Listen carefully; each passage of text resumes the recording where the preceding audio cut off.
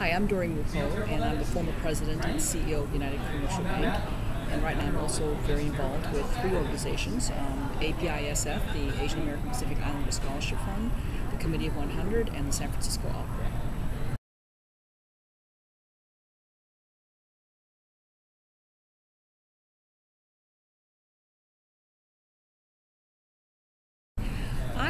I started in banking. Actually, I decided that I wanted to get into business and sort of understood that flow of money was really important.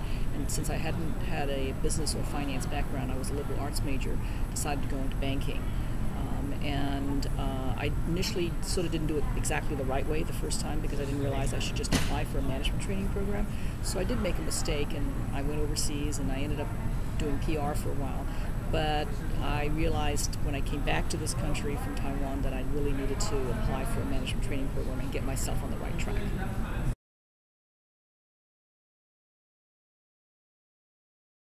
I did, being with Citi, I did go through two training programs and was trained both as a corporate banker, and then I actually made a switch after 10 years to go into consumer banking. And typically in a corporate bank, you start out as a junior account officer, and you have customers, and then you take on more and more complex customers, and then you become a team leader. And so that was a little bit of the typical path, and that's really basically being good at what you do, being distinctive, being able to obviously show results. And then when I made the decision to go over the consumer side, it was a very different type of banking career. It was more about volume and reading consumers and being more analytical and strategic than it was being transaction oriented. And I also found that very rewarding too.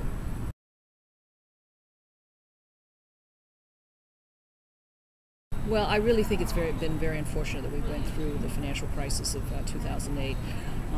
I was very involved with housing because I ran the home equity business at Wells Fargo, and we clearly saw, to our chagrin and against our own expectations and models at the time, that in the sort of the spring and summer of 2007 that there was a big problem, and we sort of said, hey, Houston, there's a problem. Unfortunately, I don't think everybody like the Federal Reserve and others that were in control of the economy didn't realize the problem until 2008. I think the lesson learned is really, I think the problem could have been contained much sooner, and I think it would have had far less consequences if they had read the situation better. I think it's, obviously the pain is greater, and it's taking much longer as well. It went a lot deeper than we expected, and the recovery is therefore also a lot harder. And so I think it's a lesson that none of us will forget, and hopefully we won't go through that ever again.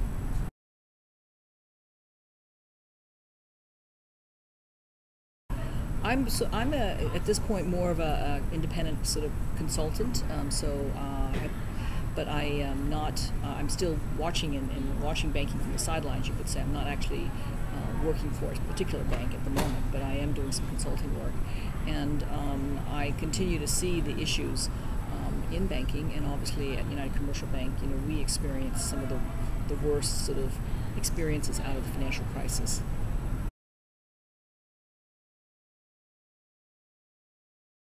Well, I think at this point they've tried a lot of different things. It's a little bit too late. I mean, I think at the beginning, if they had realized that it was just a housing problem and that values were coming down, at that point in 2007, even before in the early part of 2008, we didn't have an employment problem. We just had a housing valuation problem, and with subprime mortgages, etc. Now I think the problem is so pervasive. It's everywhere you look. It's a trade deficit. It's unemployment. And all the typical tools that the Federal Reserve has used have almost been exhausted. They're trying still very hard. They did obviously keep the financial system intact, which is something they absolutely have to do, because if the banks cannot operate, then this economy just really can't operate. So regardless, I personally feel, yes, we can criticize too big to fail, but the Federal Reserve and the government have to keep the banks alive, because that's the only way the whole the economy can function. So I think it's going to be a long time. I think most of us had hoped that 2010 would be a much clearer path of recovery. It looks like it isn't, and I think now we think it's could be many years before we really get back to normal.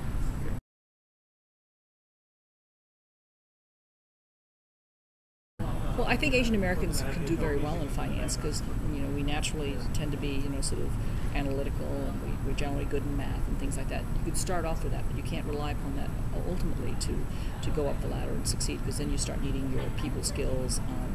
And I think that banking is a good area to be in, and it is also somewhat straightforward in terms of you can measure whether you're doing well or not in terms of the jobs that you have. And banking isn't all just about dealing with lending, or there's so many different types of things. I mean, a bank is very complex. It has operations, it has technology.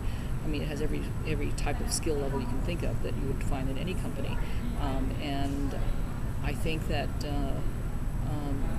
it's a good field for Asian Americans. And the main thing that I would say to those watching this is that you have to have perseverance, because especially in large banks, a lot of people go in there, start off their careers, and they get a little frustrated because they're not moving as fast as they can, or they don't like moving sideways as well as going upward.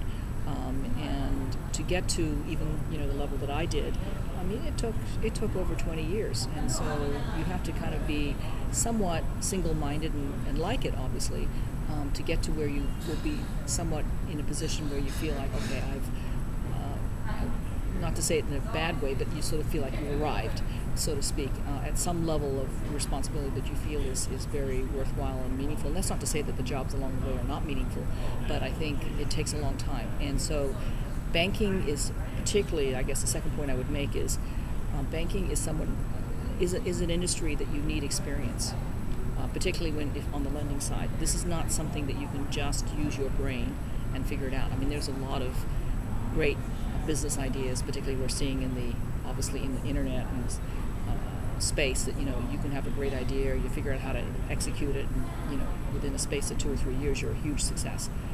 Banking is not like that. Banking is accumulation of a lot of judgment, a lot of experience, and you kind of have to learn it along the way.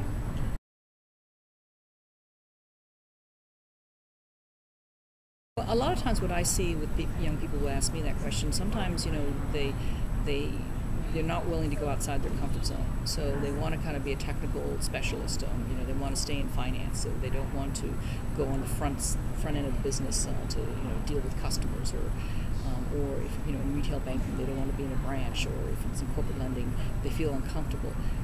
I think that in order to move ahead in the bank, you do have to kind of be willing to do different things, and so you do have to be more multifunctional in that sense. For myself, as an example, I mean, I've been on the front end. I've dealt with customers. I've also been in sales. I've been in marketing. I've been in operations. I've been in finance. I've been in risk. And it was probably the accumulation of being in all of those different areas that. Well, I think if you're sort of stuck in a position and you're not excited about your job anymore, I think there's a couple things. One, you should really sit down with your manager and figure out whether there are other alternatives, and whether they have decided that that's all you can do, or whether they didn't realize that you were not satisfied. If you get the answer that we don't think you can do other things, then you should probably look to do something different. If it's a large company, to a different department, or you might consider leaving the company to look for a different job. But realize that it takes two to tango, so you have to know what you're doing and what you want to do as much as the employer needs to hear and know that you are interested. And you can't expect that they're going to know automatically and just move you ahead or sideways without your speaking up about it. So it's very important for people to speak out about how they feel about their jobs, and that's one of the things Asian Americans don't always. They expect that I'll be noticed, my boss should know, and I don't have to do anything. But that's not true. You have to take a hand in communicating your interests, your goals, and if there's a flat side in your career or in your skill level, then you should ask, well, what can I do? What's the next assignment that I can do to help me overcome that, if you think that's an obstacle in my career path. So it's getting career advice and planning from people around you as well as your boss, and that's always before you decide that you have nowhere else to go.